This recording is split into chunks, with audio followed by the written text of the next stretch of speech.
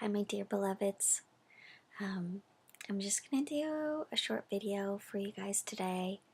I've been feeling that some people are finding the energy really intense, and I just wanted to share a practice that I do that reminds me that the healing journey can be fun. It doesn't have to be so serious. And yeah, there's a lot of uncomfortability in it, but let's try and make it as fun as possible. So I also wanted to thank everybody for all the comments and the emails I've been getting. It means so much to me.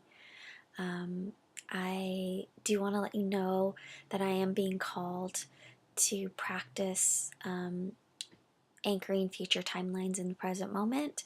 So I'll be gone for a few days as I'm getting training on that. So I won't be able to respond to comments, but I want to encourage you to continue to comment and ask questions, because that's basically how we learn, and how we learn new concepts too. So thank you, and I'll try and respond to those comments when I get back. But back to the practice. So the practice is if you're noticing a pattern in your life. So for me, I started noticing that I was attracting men who didn't want to commit. And, for the first few, I could be like, oh, it was them. But at a certain point, I realized it was me. And it's always me. And it takes a little bit to get to that point sometimes. But instead of like working hard and trying to figure out what that pattern is, or doing past life regressions or whatever is needed, I was guided to have a funner approach. And so I want to share that with you in case you're noticing patterns in your life and you are wanting to have a playful, fun approach to this. So Archangel Michael had told me that to ask the universe to show you the opposite. And what I call it is, I ask the universe to prove me wrong. And the way that I do this is I ground myself and I center myself, and I sit in quiet space, which is like meditation. And I tell the universe, I've been noticing that I'm continuing to attract men who don't want to commit. And I want to have the opposite experience. I know that I'm creating this because of some belief. I don't know what that is yet, but I'm willing to explore it. And in the meantime, show me the opposite. And sometimes through seeing the opposite, at least for me, really helped me see the role that I was playing in this manifestation and this attracting. And it's a fun way to get the opposite. So when I called in the opposite, that I had men who showed up and who really wanted to commit, and who wanted to get married and have a family, and everything that I wanted, what I had been dreaming of. And through that experience, I realized that it was me who was afraid. I didn't want to commit. Once these men showed up and they were devoted and dedicated, I realized that it was me. I was feeling like, because of experiences in my life, it felt scary for me to commit, for me to be devoted. And it was through that understanding that I realized that I needed to be committed to myself. I needed to be devoted to myself.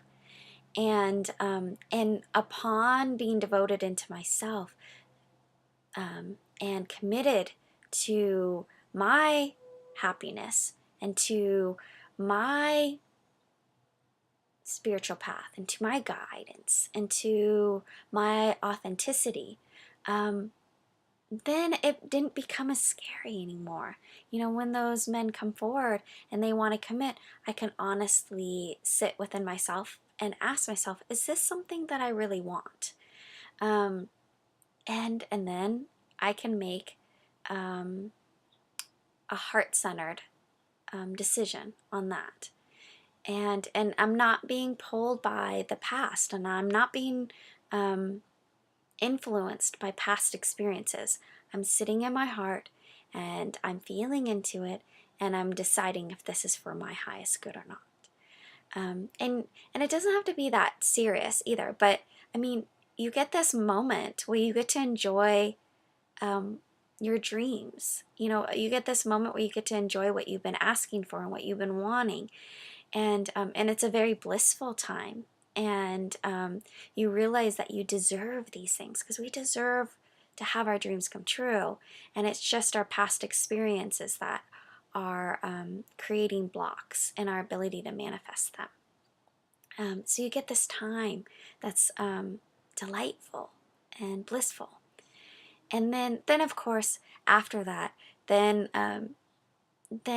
the wounds come up for acknowledgement, because now it's safe to explore them.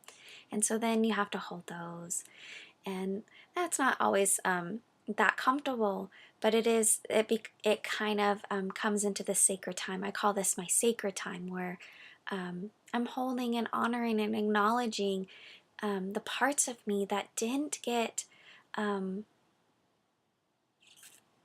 love and appreciation that they needed the first time.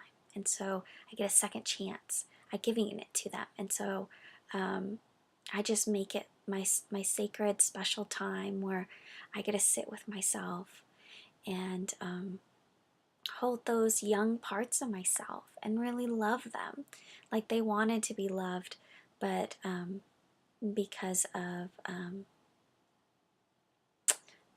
the experiences of the adults in my life at that time, they didn't get that. So, yeah, so I encourage you to play with this. It doesn't have to be as serious. I've done it for other things too that I can't think of them off the top of my head, but it doesn't have to be a serious thing either. It can be something little that you're seeing, that you're attracting. Maybe, you know, for a short time I was having people that didn't appreciate me. So then I did the same exercise with that, and then to have the opposite and see in the ways that I couldn't receive appreciation. And so that was a practice too. But yeah, just look at the patterns in your life. It doesn't have to be a chore. It doesn't have to be work. Make it fun. Make it playful.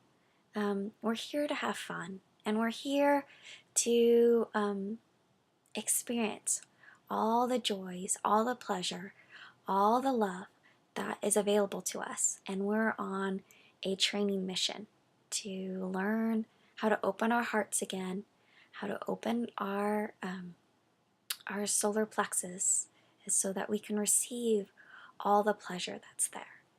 So I'm excited for you in practicing this, and like I said, I'd love to hear comments or your experiences. I will be gone for a few days, so I won't be able to respond, but I'll try and respond as best I can when I return. And I send you so much love today, and yeah, and encourage you to experience the joy that's out there just for you.